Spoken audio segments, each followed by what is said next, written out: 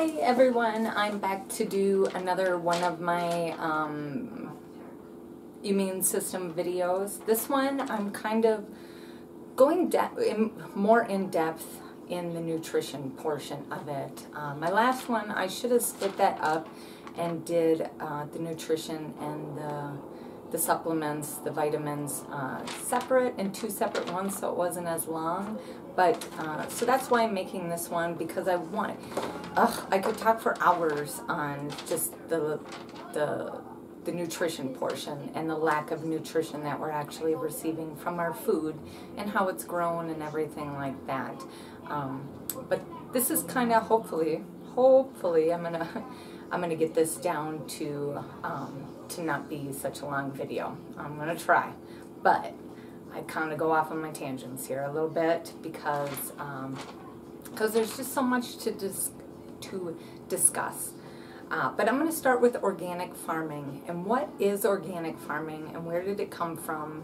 Because it's such a controversy today in the world. I know a lot of people who don't believe in organic farming and don't believe in organic, and you know, sometimes, to be honest with you, when I'm at the natural food store and I see certain things and it says organic and I know that it's not, and it kind of disheartens me because I feel like I'm at a natural store and I should be getting things that are natural and healthy, hence the natural store, right? But unfortunately, in the world that we live today, there's a lot of falseness out there, there's a lot of lies, and sifting through those things can be a task in itself. And I've been doing this for over 20 years now, so I feel like I'm a little bit more ahead of the curve than most people, especially after doing these videos and talking to people and realizing how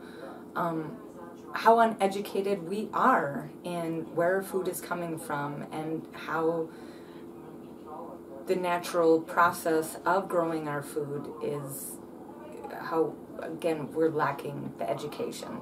So organic farming was actually started in the early 19th century by a group of local farmers, because during this time we started using a lot of chemicals. They would spray the fields with DDT and Roundup and all these unhealthy chemicals and pesticides and stuff to kill the bugs. But I mean, in doing this, they started messing with a whole ecosystem of things. When you start killing off bugs that we do need, then you start changing all that area. And I mean, again, that's another video, another whole lengthy thing that I could go into, but I'm not going to. So organic farming and the DDT and the Roundup. A lot of these local farmers started seeing a difference in their crops and in their livestock and in the water system and things like that. So they banded together and they created organic farming, which was going back to its original organic state, which they had always grown prior to all these chemicals and pesticides starting to be being used.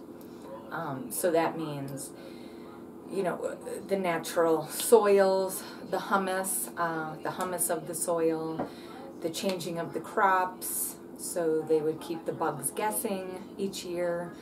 They didn't constantly just keep growing one type of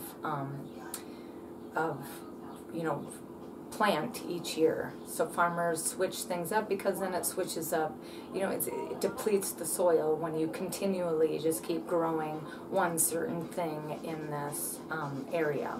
So they knew, because of all the centuries before of farming, that you needed to do these things to switch them up. And there are good insects out there that do put a lot of natural benefits into the soil, and they do help the plant. And then there are ones that are bad that do ruin your harvest. So they, over the centuries, learned these things, and that's how they naturally tried to combat these things. And coming to that, I mean, the Farmer's Almanac, that was started in the early 18th century, and I mean, that had the weather predictions And they say back then it was about 80 to 85% correct on the predictions. They had the moon cycles because, like I said in my first video, we learned this in elementary. I remember learning it in science class in like fifth and sixth grade, and I couldn't for the life of me tell you exactly how it went, how it goes. But when you're growing things, the moon and the sun and all that does play a huge role in how things grow, and the natural, what they do to the soil and what they give to the plant and all that. I mean, you can't deny it. It's part of our universe. It's part of a cyclical thing that that benefits plants, and they knew this back then. It also had natural remedies in it, which were largely used prior to the 19th century. That's really when the American Medical Association and things started taking off. Prior to that, doctors used a lot of herbs. Homeopathy schools were the predominant school for health and naturopathy and things like that back prior to the beginning of the 19th century. So if you think about it, modern medicine and all these chemicals and the way that we grow food has only been around for about 120 years now, which is not a long time when you think about the centuries prior to that and how we grew things and how we lived off the land then.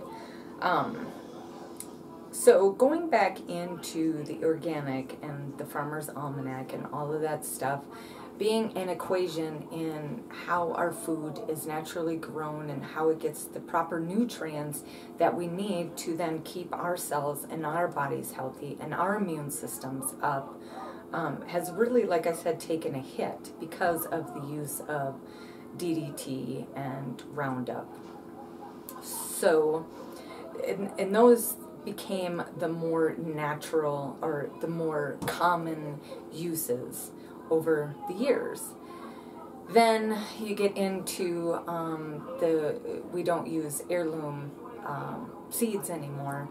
We use genetically modified seeds, which are, again, it's just a synthetic seed. So the nutrients in that, in organic matter, is no longer in those genetically modified seeds. And that's kind of been being pushed around the world, and especially here in America. That started really being pushed in like the 80s, a lot throughout the 90s, and pretty much got put a lot of local farms out of business, especially bigger companies like Monsanto and things like that. Then we went around the world and we started doing it to third world countries. So in getting them to grow our genetically modified seeds, we also took our local farmers away, and then we started outsourcing it to these third world countries. Then we went into these third world countries and we took all their heirloom seeds and we made them start using our genetically modified seeds. So if you go into the grocery store nowadays and you start, if you look at where things are grown or brought from, it's a lot of other countries that we're getting our stuff from, which is not good because, like I said in my first video, when you pick things before they're ready, they don't have the proper nutrients in them. And so therefore, when you're shipping them, you're storing them, you're picking them before they're ripe, you're shipping them, storing them in these cooling warehouses to make sure that they, that process stops. Then they're being shipped and put on the shelves, and they don't have the natural properties that we need them to have. So I had mentioned going to the local farmers market. Well, in bigger cities, their farmer markets are huge. They're city blocks. I know in Minnesota, I loved going to the farmer's market there. There was so much to choose from. But also in that, there are a lot of big corporations who are bringing their produce to these local farmer markets. So again, you could be thinking you're going to your local farmer's market and you think you're buying something from a local farmer, but really, in turn, you're just buying the stuff that you'd be buying in the store from these big producers. So really getting to know your farmers at the, asking them questions, asking them where they're from, doing some research online, because the smaller farmers are taking a hit than from these bigger, producers coming in and selling their stuff. So again, the local farmer is taking another hit because of this type of thing. You're not getting the food that you should be getting, and you're potentially putting out of business a local farmer who you should be buying your stuff from, because there's, hopefully is raised or grown with the natural process that stuff should be grown. So that's another thing that you need to educate yourself on. And I find it really sad that we need to do so much education to ourselves or for ourselves to find quality food, when this should be something that our government and our medical professionals are trying to ensure the health of the people. But over the years, I have really seen that there is a lack of wanting people to be healthy from both of these organizations. And now, before you get all huffy, I would say 80% of each. There are good and bad in everything, but I would say that majority of the healthcare industry and pharmaceutical companies and government is not wanting us to be so healthy. There are some good people in there, hopefully fighting for us, but we really don't hear from those people, or I wouldn't be doing this video. So, therefore, the farmer's market, but also, if you think about our seasons and the organic farming and the Farmer's Almanac, and going back to how we should be eating, we weren't made to eat a lot of this stuff 365 days a year. So I believe that some of our gluten intolerances, some of our intolerances, allergies are also, to a lot of stuff is due in part because we have everything so readily available to us now all the time, which in the past, it never used to be that way. If you go back to your, local farming, harvesting of the wheat happened in the autumn months. That was when we had our hardier type of stuff that we were eating, our squashes, our wheats, our rutabagas, our pumpkins, things that were hardier to, more carbohydrates to plump you up to prepare you for the winter months, the long winter months. You needed fat. You couldn't be skinny back then because you would have froze. So these things were there to plump you up, to help you get through those winter months. Then you had your root cellars where you kept your root vegetables, your potatoes, again, your rutabagas and things like that. And hopefully you butchered your cow again right before leading into the winter months. So then you come to spring, and what do you have in your spring time? You have your cooler vegetables, your leafy greens and things like that, which was a natural detoxification for our system to kind of cleanse us from all the hardier stuff that we ate during the autumn months and throughout the winter months. We went into the more cooler, leafy, and vegetables, things like that grow heartily during the spring months. And if it was there to detoxify us, to get us slimmed down, ready for the summer months and the hot days. And you bring yourself into the summer months, and you had more of your citrus or your like cantaloupe, watermelon, things like that to keep your electrolytes up, cool.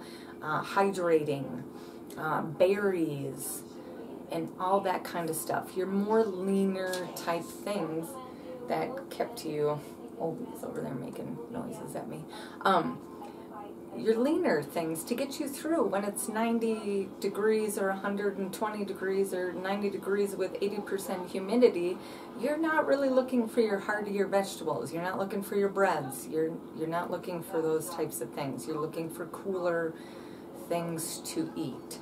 So then that got you ready, and then you would go back into your harvest, your autumn time vegetables and things like that. So there's a natural cycle that we've really got away from in our farming and in the way that we harvest things, the things that are readily accessible to us all the time.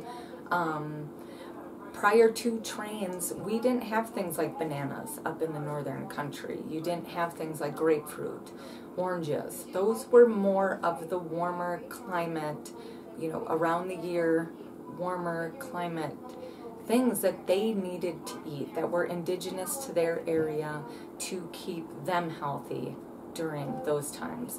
Up in the northern country, we had to get our vitamin C's, we had berries. I mean, it's just how nature has worked, and man has come in and been so arrogant that thinking that they knew it was better, and we've really come so far away from that natural cycle that we should get back to. Bringing our local farmers back, starting to eat things that are indigenous to our area, and you know, not eating mass amounts of bread 365 days a year, and cheeses and things like that. I mean, everything is good in moderation. So well, then you go into canning, and that didn't really become a thing until, again, the early 19th century. The big canning corporations and things like that. But the cans back then were very toxic, and they changed the structure of the food. I mean, we used to can back in the day, canning your food. A lot of people do that, or did that, to help them get through the winter months and stuff, especially during the Depression. But then we started getting, you know, after that, the big canning corporations and the conglomerates, the big farms, the government. I mean, slowly and systematically we've been pushed into becoming dependent on these types of things, which I think after this whole pandemic started, it really became clear to me how reliant and how complacent we have become on trusting our government and our local supermarkets and things like that to take care of us. But since we are getting our stuff from other countries, I mean, we could easily, especially with the mass population that we have in these bigger cities where you're not able to grow your gardens, and you again don't have your local farmer, your dairy farmer, your, you know, a lot of things, we have made ourselves really vulnerable, because all it would take is, you know, to shut down the borders, or, you know, these other countries to just not ship us our stuff. And we get a lot of our meat from other countries that is sold in the store, which always makes no sense to me.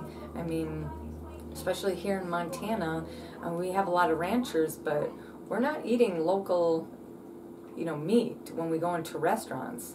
A lot of these places that say that it is local raised meat, they're lying. And, you know, the fact that all these things can falsify stuff and give you that false sense of security is really disturbing when you start to do your research on this stuff. So again, in my other video, I talked about, you know, having probiotics and things, because again, just like out there and just like how plants grow and how we need nature to do its job, our body is its own ecosystem, and we have good bacteria and bad bacteria that we need to keep in line so those bad bacteria don't start taking over. And one of those things is a healthy gut and probiotics, which back in the day you used to get from your milks and, you know, your sauerkrauts and yogurts and things like that. But since everything has changed, and the stuff that the animals are, you know, not eating correct, you know, for them, because in these bigger meat factories and stuff like that, they're not allowing the animal to eat what the animal would naturally be eating, and that's cows grazing on the grass. That's what they do all day long. They graze, and they have so many stomachs.